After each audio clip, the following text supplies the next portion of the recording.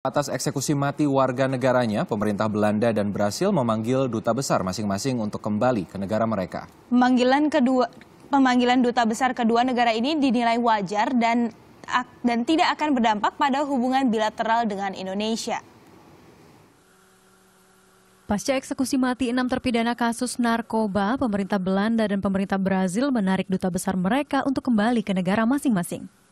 Langkah diplomatik ini dilakukan sebagai bentuk kekecewaan karena di antara 6 orang yang ditembak mati Minggu dini hari, ada 1 warga Brazil bernama Marco Archer Cardoso Moreira dan 1 warga Belanda yang dieksekusi bernama Ang Kim Soy alias Tommy Wijaya.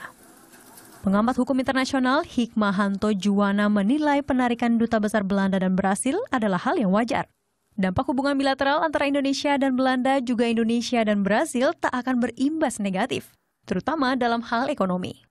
Ada baiknya kalau Kementerian Luar Negeri mengutus para perwakilan, kepala perwakilan kita di negara-negara di mana warga dari mereka ini harus melaksanakan hukuman mati untuk menyampaikan kepada pemerintahnya, kepada masyarakat di sana bahwa Indonesia melaksanakan hukuman mati ini karena kita punya darurat narkotika. Hikmahanto menilai tindakan pemerintah sudah tepat. Pemerintah diminta tidak lantas kendur dalam pelaksanaan hukuman mati terpidana berikutnya.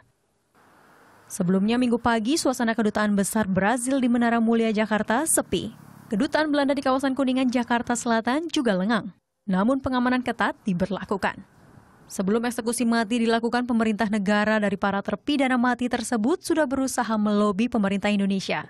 Namun sikap Indonesia tegas. Bagaimanapun mereka punya paling tidak tanggung jawab moral untuk memperhatikan dan berusaha melindungi setiap warga negaranya. Itu pun juga yang kita lakukan selama ini.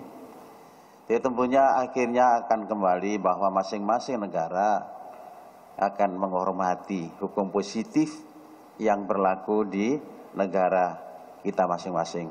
Lobi langsung ke Presiden Joko Widodo pun gagal.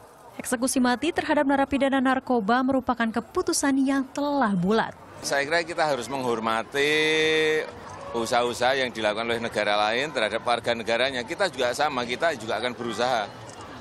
Saya kira itu kita saling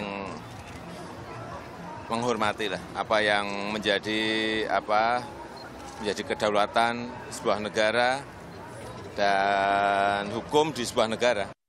Sebelumnya Minggu dini hari 5 terpidana kasus narkoba dieksekusi mati di Nusa Kambangan, Cilacap dan seorang lagi di Boyolali, Jawa Tengah.